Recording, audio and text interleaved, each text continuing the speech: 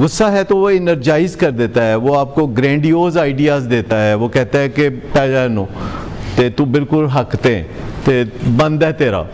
تو وہ اس طریقے سے جب سوچتا ہے تو وہ پھر غلطیاں ایسی کرتا ہے جس سے ریلیشن شپ خراب ہوتے ہیں.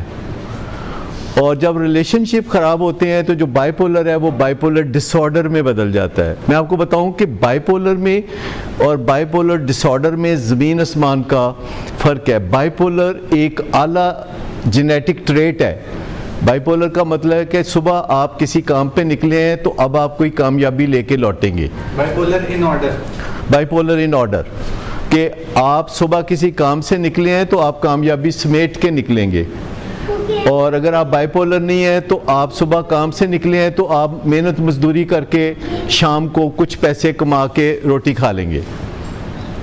لیکن اگر آپ بائی پولر ان آرڈر ہیں اور آپ سٹوڈنٹ ہیں تو آپ یونیورسٹی میں شام کو کچھ سیکھ کے آئیں گے، آپ ایلیویٹ ہو کے آئیں گے، آپ گریڈز لے کے آئیں گے.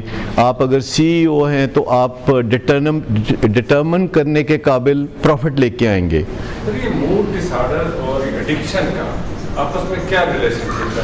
یہ سینونیمس انہی کا تو سارا ریلیشن شپ ہے. ایگزیکٹلی مطلب ہے کہ از اٹ ٹرو اگر ہم یہ اسٹیٹمنٹ دیتے ہیں کہ جو ہے اپنا ایڈکشن جو ہے is because of the mood disorder? نہیں، یہ نہیں. دیکھیے ایڈکشن جو ہے یہ دو وجہ سے ہے. ایک یہ کہ آپ ڈرگ استعمال کرتے ہیں، اور دوسرا یہ کہ آپ کے جینز میں ڈرگز کے ساتھ کمپیٹیبلٹی نہیں ہے. آپ کے جسم میں جو ڈرگز کو مینیج کرنے والا کارخانہ ہے وہ خراب ہے. آپ کے جسم میں اگر معدہ خراب ہے اور آپ جا کے تو سری پائے کھاتے ہیں تو کیا ہوگا؟ ٹھیک ہو جائے. اچھا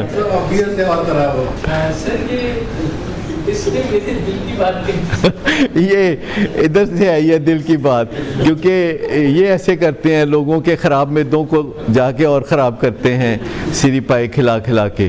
تو میں آپ کو بتاؤں کہ اگر کسی کو ڈائبٹیز ہے اور وہ مٹھائی کھائے گا تو کیا ہوگا؟ بڑا مزہ آئے گا.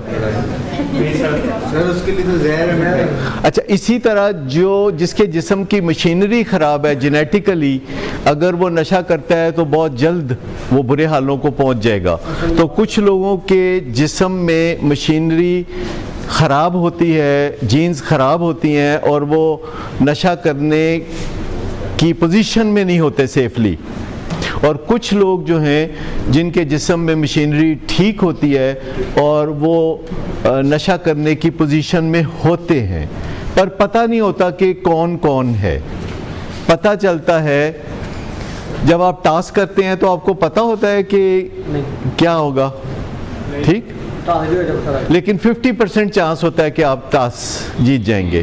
لیکن جب آپ ڈرگ کرتے ہیں تو آپ کو بالکل پتہ نہیں ہوتا، اور 10% چانس ہوتا ہے صرف کہ آپ ایڈکٹ ہو جائیں گے، اور 90% چانس ہوتا ہے کہ آپ ایڈکٹ نہیں ہوں گے. لیکن اگر آپ ایڈکٹ نہیں ہوں گے تو آپ کا تھوڑا نقصان ہوگا، اور اگر آپ ایڈکٹ ہوں گے تو آپ کا بیڑا غرق ہو جائے گا. لیکن سر ایسی کیا پیچھے ریزننگ ہے کہ ہر دفعہ وہ 10% میں جا کے بندہ فال کرتا ہے ایڈکٹ ہونے کے؟ جب ایک دفعہ بندہ 10% میں فال کرتا ہے، نہیں وہ سر موسٹلی لوگ زیادہ 10% میں ہی کیوں؟ نہ ایسا کچھ نہیں ہے. اس سے وہ خطرناک حقیقت میں آپ کو بتانے لگا ہوں کہ ایڈکٹ وہ ہے جس کے سر سے چادر کھنچ جاتی ہے اور وہ دنیا دیکھ لیتی ہے.